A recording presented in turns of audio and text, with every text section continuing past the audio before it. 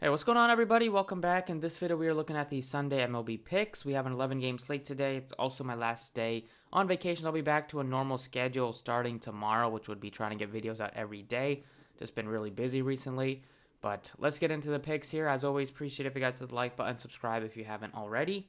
Starting at 105 today, we have a bunch of good offensive teams. Or we have a bunch of teams in very good spots today. There's like 10 teams with a 5+ total. You have the Cubs, Astros, Tigers, Royals. We have the Twins, Angels here, the Rays, the Red Sox, the Phillies, the Reds. It seems like half the teams have a +5 total. And in this type of situation, I like to focus on teams that I know can produce. I don't really want to be stacking the Baltimore Orioles, even though they have a 5+ total, when I can be getting the Phillies, when I can be getting the Red Sox, the Rays, teams that I know and I have seen score a lot of runs this year. So that is kind of my approach to this slate, at least. And with a bunch of value on some of these teams with a lot of run upside, you have like Verdugo at $3,200, Jared Duran at $2,600 on the Red Sox. You have Renfroe $3,100. You can even pay up for Devers, Bogarts. Kike is only $3,900. Looking at the Reds side, you have Aquino, Naquin, both super inexpensive. You can get Barnhart at only $2,700. So a lot of these teams that we've seen do well this year are just super affordable. That's going to allow you to pay up at pitcher. So today you have a few top end pitching options, and then with just a bunch of teams in great spots, you're going to have a lot of gas cans on the slate with like 10 teams with a 5+ total. So for this reason, I'm going to be paying up for two pitchers that I know can produce, and that's going to be Darvish and Gray. I think you can also throw Aaron Nola in the mix here. Maybe go Greinke if you wanted to, but Greinke just doesn't have as much strikeout upside as some of those other guys. Just 89 strikeouts in 120 innings. He can be a good guy to limit some damage, but if you're looking for a huge upside, I think probably better taking a shot on Nola, Darvish, or Sonny Gray.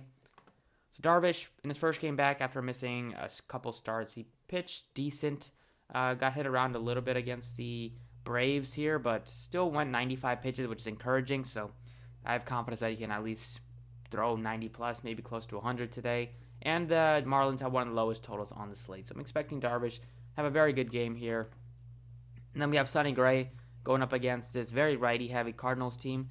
They did hit him around in the first start, but you're looking at 7 righties on this team. Gray is good against both sides, pretty similar, but I just like the fact that he has a bunch of upside here. He goes deep into games. We've seen him go 99 the last couple starts. He can go 7 innings, possibly 6, 7. If he's pitching well, I've at least seen what he can do. Last year was really good as well, so I have confidence in Sonny Gray as well. And then looking at some of the bats here, focusing on some of the teams that I've seen put up a lot of runs this year. You think you can mix in some of these like Orioles if you wanted to, or some of the Tigers, but overall, I just don't have as much conviction that they're going to be able to outscore the Reds, the Red Sox, some of the other teams at the top here. So, you can start off at first base if you wanted to. You have Josh Bell. If you want to look to some Nationals bats, he's been hitting some home runs recently. He's been on a hot streak, 3 home runs in the last 10 games. Basically, out of him, he's not going to hit for high average, so you're looking for home runs, doubles, some RBIs out of him at first base. If you're looking to an Angel stack, you can look to Shohei Ohtani, who just continues to hit the home runs. 34 home runs now in the season for him. You have Vlad Guerrero. He's not going to be super popular today just with the price tag and the fact that there's so many other teams in good spots, but anytime you can get Vlad at low ownership, you probably should be interested there. Scope is very expensive, but he's been awesome recently, especially against lefties. He's always been solid. Last 10, he's batting 400. His batting average has climbed up to 286. So if you're looking for a GPP play, I think Jonathan Scope kind of fits in that mix here. But for me, I think Bell looks appealing. Maybe you can go with like Ji-Man Choi if you wanted to at $3,900. But moving on to second base, we have the Phillies leadoff hitter Gene Segura has been having a very good season. He's $3,900. Last 10, he's been a little bit down, but overall, he's just been getting on base at a really nice clip, batting .323 at home. He's been really good against the Braves this year, batting .361 against them in 15 at-bats. Do like the Phillies stack today, especially Segura batting leadoff at only $3,900. Fits very nicely into any sort of stack that you want to do with the Phillies, or if you just wanted to get a cheap second baseman with a good amount of upside in a very good spot. He is one of the best options here. Moving on to third base, it's a position where I'll probably spend up because there's a ton of value plays in the outfield, so I'll be able to pay up. I don't really want to pay 58 for Escobar, but I'm looking at like Devers, $5,400 as my favorite play today against German at home. He's been awesome with the home runs again this year. 26, his batting average is super solid. Been very good against the Yankees as well. He doesn't steal bases like he was last year, a couple years ago. But he still gets on base at a really good clip. He gets walks. Strikeouts are not unreasonably high for him. So, in a lefty-righty matchup, Devers is going to be one of my favorite Red Sox bats to target. At shortstop, if you wanted to pay up, it would be for Bogarts for me. Possibly looking at like Trey Turner against John Means just because he's always good against lefties. You have Didi if you wanted to stack the Phillies at a really good price tag. Gleyber Torres, who's been having a really poor year, but recently he's been on a bit of a home run tear with 3 home runs in his last 10, and that is a good news for him and good news for Yankees fans for the rest of the year. Moving on to the outfield, it is a position that is absolutely loaded with a ton of value plays, and you have a ton of studs. If you wanted to get up to Harper, Ohtani, Juan Soto, those are the top 3 to pay up for, and then the position you can go Cedric Mullins, who would be a Baltimore bat that I don't mind getting to just because he gives you a ton of speed, and he gets on base with walks. He has home run power.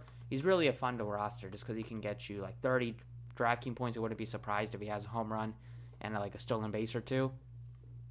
You have Stanton against the left. He had only $4,400.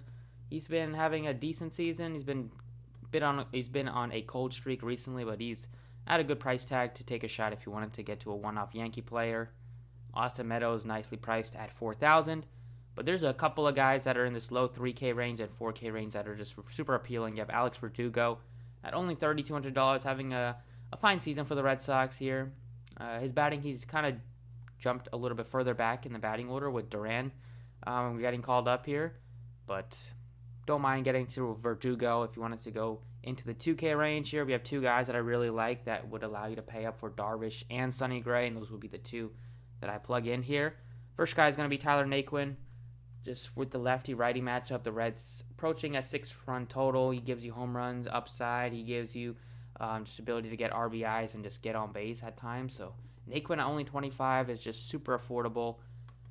And then we also have, if you wanted to stack the Red Sox, you have Duran, who is only $2,600, projected about like 2nd or 3rd in the batting order today. He gets a great matchup, lefty-righty here at home against German, who's been having a pretty poor season, but Duran, one of their top prospects, I think he can have a very good game. At only $2,600 is just super affordable if you're looking to stack any.